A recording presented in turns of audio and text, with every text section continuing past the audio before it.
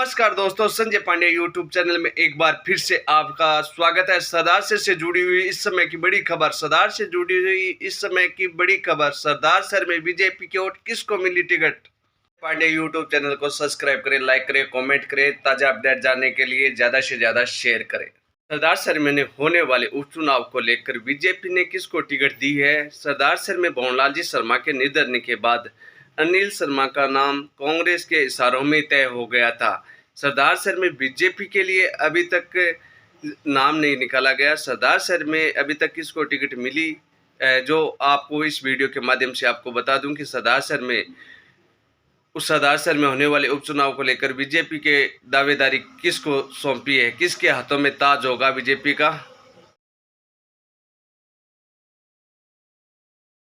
निवेदन है कि मैं एक सामाजिक प्राणी हूँ। मेरा कोई राजनीतिक जीवन नहीं रहा हुआ है, न मैंने कभी राजनीति की है। मैं तो एक सामाजिक प्राणी हूँ। जब जब देश पे या राष्ट्र पे या सरदार शहर पे जो भी कोई संकट आया है तो मेरे परिवार ने इसमें सहायता ही की है। मेरे परिवार ने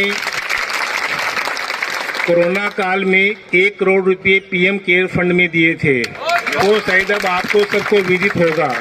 राम मंदिर के निर्माण में मेरे परिवार ने 21 लाख रुपए का योगदान दिया था। कोरोना काल में हमने 10,000 किटें सरदार शहर की जनता को वितरित की थी। 10,000 किटें। और मेरा परिवार हर महीने 500 किटें खाद्य सामग्री की, जो असहाय परिवार हैं, गरीब परिवार हैं, जिसके परिवार में कोई कमाने वाला नहीं है, उन परिवार को प्रति महीने 500 किटें वितरित की जाती है। सरदार शहर के सौंदर्यकरण में हमने 2 गेट का निर्माण कराया है, एक तिरंगा चौक का निर्माण कराया है। कृषि उपज मंडी समिति में हमने गणेश जी के मंदिर का निर्माण करवाया है। सब्जी मंडी में रघुनाथ जी का मंदिर जो जीर्ण शीर्ण था, उसमें का भी हमने जीर्णोद्धार कराया है। मेलूसर गांव जो चूरू में जाता है, वहाँ के नागरिक बंधु वहाँ हमारे पास आए थे कि वहाँ पे शिवजी का मंदिर है, वो जीर्ण शीर्ण पड़ा है। हमने उनकी भावना को सम्मान करते हुए उनको यही कहा था कि आप अपनी मर्जी से जितने पैसे लगे उस मंदिर का निर्माण करवा लो। फिर उस मंदिर की प्राण प्रतिष्ठा में भी जितने पैसे लगे हैं वो मेरे परिवार ने दिए हैं। अगर कोई मेलूसर गांव का यहाँ पे कोई हो तो कृपया उठ के इस बात की स्वीकृति करें कि हमने ये काम किया है। उसके अलावा सरदार शहर तहसील में जितनी भी गौशालाएं हैं, हर गांव के गौशाला के जो भी प्रतिनिधि आते हैं और हमसे सहायता की मांग करते हैं, हमने हमारे अनुसार से उनकी सबकी सहायता की है। हमने आज तक हमारे मुंह से किसी को ना शब्द नहीं कहा है। मेरा चुनाव लड़ने का मन था, मैंने ऊपर डिमांड की कि मेरा चुनाव लड़ने का मन है।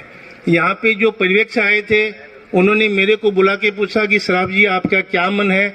मैंने कहा जी मेरा चुनाव लड़ने का मन है। अगर सरदार शहर की जनता, तहसील की जनता अगर मेरा सहयोग करती है, जितने भी भाई बंधु बैठे हैं, कार्यकर्ता बैठे हैं, अगर वो दिल और दिमाग से एकजुट होकर अगर मेरा समर्थन करते हैं तो मैं चुनाव लड़ने के लिए तैयार हूं। अगर इस तरह का माहौल क्रिएट करते हैं और मेरा विरोध करते हैं तो मेरे को चुनाव नहीं लड़ना है। जो भी कार्यकर्ता जो चुनाव लड़ना चाहे, मेरा परिवार, किसी बंधु ने कहा था कि ये कब से जनसंघी हो गए, कब से बीजेपी के हो गए। मैं ये दावे के साथ कहता हूँ, मेरे दादाजी जी जनसंघी थे, मेरे पिताजी जनसंघी थे और हम जनसंघी हैं। आपातकाल की स्थिति में सरदार शहर में चुनाव हुआ था वार्डों का, और उस चुनाव में एक सुनारों के टाडे में कौन से महाराज जी का नाम था, मारला बाबू जी केसी चंद जी ने चुनाव लड़ा था। मेरे पिताजी ने बूथ के ऊपर बैठ के दीपक के चिन्ह पे और उनको चुनाव लड़ाया था। उस टाइम इमरजेंसी में कांग्रेस वालों ने कहा था कि 7 तारीख की तो आपकी है, 8 तारीख को आप सब जेल में मिलेंगे, लेकिन मेरे पिताजी ने खड़े रह के और वो चुनाव लड़ाया था। इस सरदार शहर में जनसंघी 4 ही थे, मेरे पिताजी, इनके पिताजी और हमारे रामलाल जी शराफ के पिताजी और चुनीलाल जी, 4 ही जनसंघी थे। मैं दावे के साथ कह सकता हूं कि मेरा परिवार जन्मजात जनसंघी रहा है और आगे भी रहेगा। कोई भी भाई मेरे ऊपर ये आक्षेप लगाता है तो ये आक्षेप सरासर गलत है। और आक्षेप लगाने वाले परिवार को पूछो कि आप कब जनसंघी थे और कब कांग्रेस में थे। आप सब अवसरवादी थे, तो कभी कांग्रेस में चले गए, कभी जनसंघ में आ गए, लेकिन मेरा परिवार जन्मजात जनसंघी रहा है और जनसंघी रहेगा। मैं आज भी कहता हूं, पार्टी जिसको भी टिकट देगी उसका मैं मेरे जितना भी मेरा सहयोग होगा मैं उसका सहयोग करूंगा और कंधे से कंधा मिला के उनको चुनाव लड़ाऊंगा।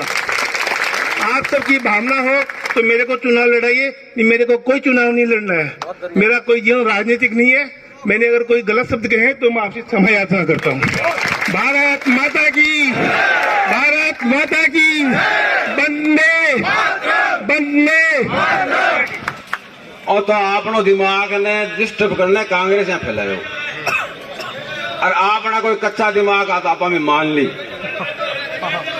और के कहने लग गया कि बस हम पहले भी कही कि यार बाणी खान लोच गयो कई जना किया बात और कई बिक गयो तो मैं थाने एकदम पहले भी कही राज भी को अशोक पिंचा ने खरीदने की औकात आज तक की भी न हो सके।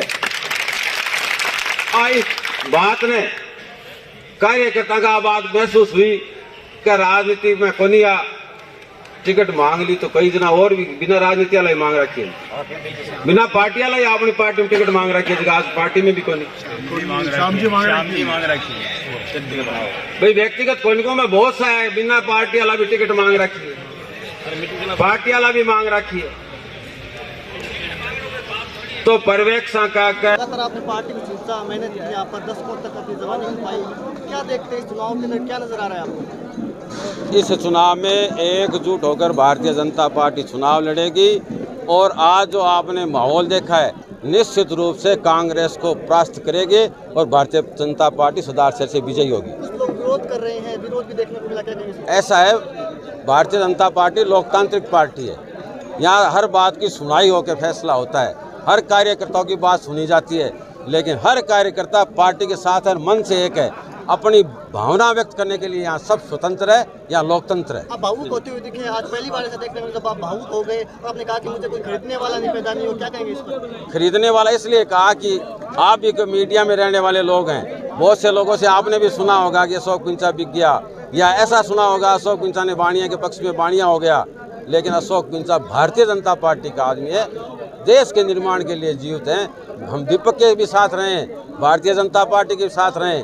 जो मेरे पे आरोप लगा उसकी बात मैंने मेरे कार्यकर्ताओं को बताने के लिए बुलाई, कोई जनता को बताने के लिए नहीं। क्या कहेंगे सदा शहर की जनता को, क्या आश्वासन देंगे? क्या सदा शहर की जनता, भारतीय जनता पार्टी जीतेगी, हम सब एक होकर चुनाव लड़ेंगे, कमल का फूल हमारा निशान होगा। अशोक पिंचा जिंदाबाद, अशोक पिंचा। अनिल शर्मा को मुक्की खानी पड़ेगी चुनाव के अंदर, अनिल शर्मा को मुक्की खानी पड़ेगी। मैं किसी का व्यक्तिगत नाम नहीं लेता हूँ, कांग्रेस को मुक्की खानी पड़ेगी।